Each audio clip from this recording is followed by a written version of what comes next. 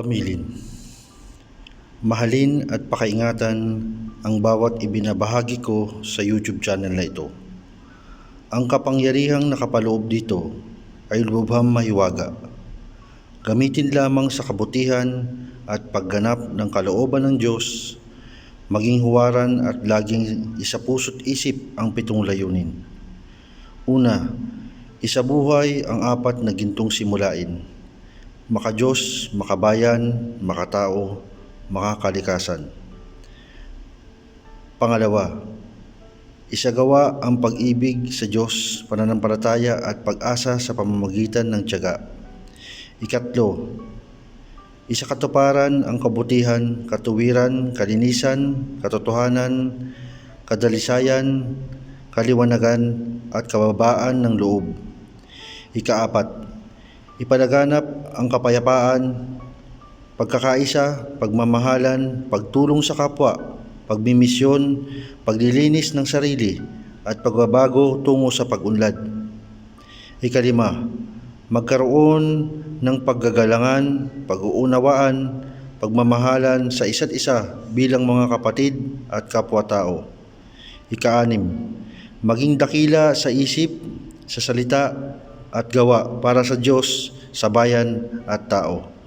Ika-7, ipagtibay ang kautusan ng Diyos, tumulong sa pagpapaunlad ng bawat kapwa at tumupad sa hadikain ng Diyos sa bawat tao.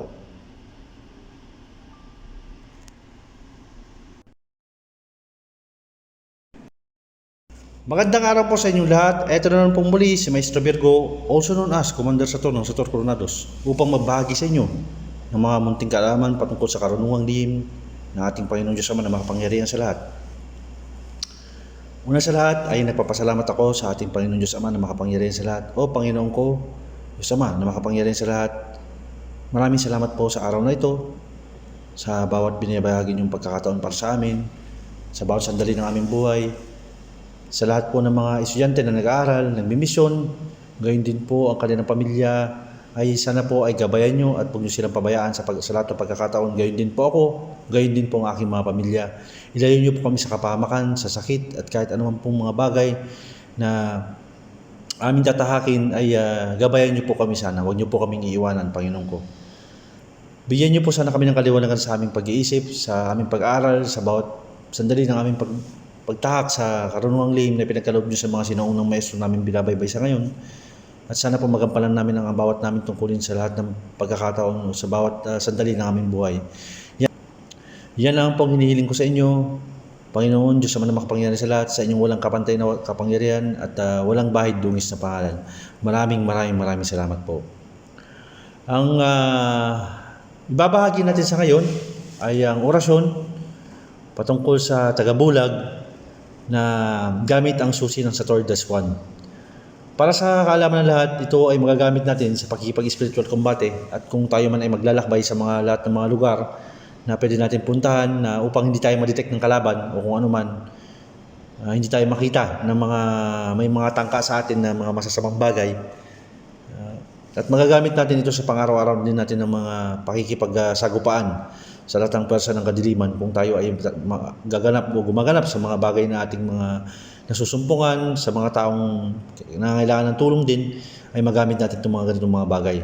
Dahil alam naman natin ng lahat na ang spiritual na pagbabahagi at spiritual na kumbate o katulad ng mga spiritual na gamutan ay hindi rin basta-basta, kaya mainam na may mga ganito rin tayong orasyon o dasal na binuo sa pamamagitan ng mga tulong ng mga gabay at ng mga sinaunang maestro din.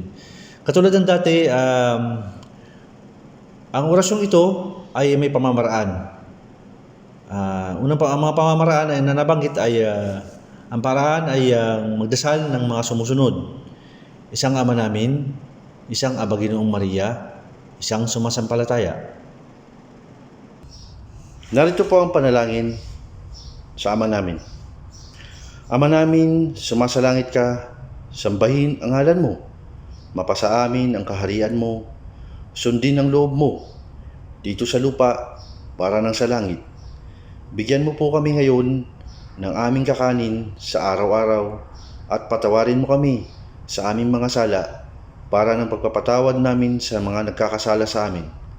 At huwag mo kaming ipahintulot sa tukso at iadya mo kami sa lahat ng masama, sapagkat sa iyo ang kaharian at kapangyarihan at ang kadakilaan magpakailanman.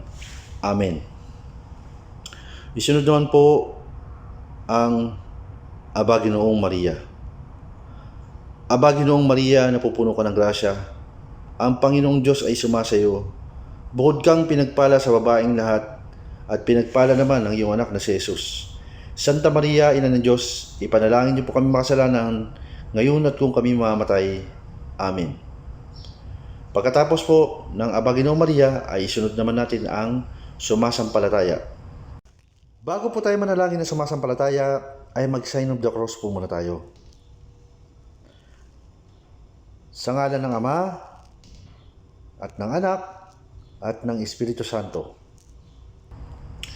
Sumasampalataya ako sa Diyos Amang makapangyarihan sa lahat, na may gawa ng langit at lupa.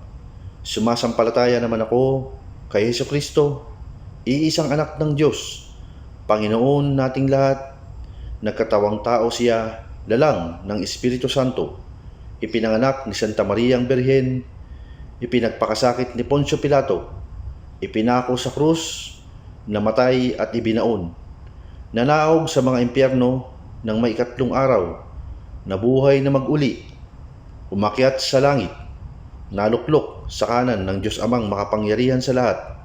Doon magmumulat pariritong huhukom sa nangabubuhay at nangamatay na tao.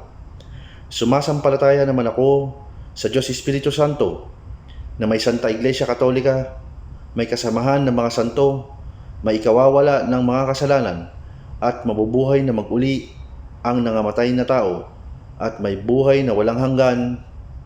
Amen. Yan po ang panalangin sa sumasampalataya. At pagkatapos, magmantra, bigkasin sa isip ang susi ng sator patungkol sa tagabulag ng 108 times na may masidhing nais. Kailangan bigkasin po sa isip ang susing nabanggit, at ang susing nabanggit ay ang tudosum. Ito ay bibigkasin sa isip lamang ng 108 times. At pagkatapos ito ay narito po ang orasyon panawag sa tagabulag o orasyon sa tagabulag. Sator arepo tenet opera rotas, sator tudosum amen. Sator arepo tenet opera rotas, sator tudosum amen. Sator arepo tenet opera rotas, sator tudosum amen. Saka po isunod ang kahilingan. O Panginoon ko, Diyos Ama na makapangyarihan sa lahat, at sa gabay ng susi ng sator na nakapaloob sa mga basag o bibliato ng sator na may katawagang tudosum, ako po ay dumadalangin sa inyo, nawa po ay pagkalooban ninyo ako ng tagabulag sa araw-araw upang itago ako o huwag makita ng mga tao o elemento na nais makapanakit sa akin na may balak na masama, at upang magamit ko ito sa aking pagbimisyon patungkol sa espiritual at pagtulong sa aking kapwa. Maraming salamat po. Pagkatapos ay ihihip sa sarili sa may gitna ng dibdib ng 3 beses. Yan po ang kompletong panalangin o orasyon patungkol sa tagabulag na ating dapat din nating taglayin sa ating pagmimisyon, upang sa ganun ay kung tayo ay gumaganap na, hindi tayo basta-basta madetect ng mga kalaban sa paligid. Kahit saan ka magpunta, kahit saan lugar pa yan, magawi ka sa ibang lugar, hindi ka nila basta-basta madedetect kapag gamit mo ang susi ng sator na tudosum. Para sa akin, subok ko na ang orasyon na to, subok ko na rin ang mga bisa ng mga susi na ito, at sana taglayin yung mga bagay na ito upang magamit nyo sa pangkalatang pangkabutihan. At yan lamang po ang binabahagi ko sa ngayon sa pangkalatan. Sana po ay magamit nyo ang ganitong mga uri ng orasyon sa kabutihan, at tumulong kayo sa inyong kapwa na walang hinihing kapalit na bagay. Shoutout nga pala sa lahat ng Satorians, sa lahat ng mga spiritual warriors group ng Sator Coronados, lahat ng mga batch. At sana po maayos yung inyong pagbimisyon, maging maayos ang inyong pamumuhay sa lahat ng pagkakataon. Alam ko lahat naman tayo dumadalan sa mga pagsubok, ngunit huwag po kayo mawalan ng pag-asa dahil may Panginoon Diyos Ama na makapangyarihan sa lahat na nakagabay sa atin, at ang mga gabay ng Sator Coronados, hindi rin tayo pababayaan. At ganun pa man tayo dumadaan sa anumang mga iba't ibang pagsubok, ay malalampasan din natin ito. Magtiwala lang tayo sa dakilang lumikha at bukod pa doon sa inyong sarili at sa mga gabay din, huwag na huwag kayong susuko sa mga bagay na nais nyong makamit sa buhay nyo. Upang depensahan ninyong sarili, ang inyong mga mahal sa buhay at ang inyong sariling pamilya at makatulong kayo sa inyong mga kapwa, lalo na yung mga taong kapuspalad talaga sa buhay, yung talagang walang-wala na talaga. Yan naman po sa ngayon ang binabahagi ko sa ngayon at hanggang sa muli po at maraming salamat po.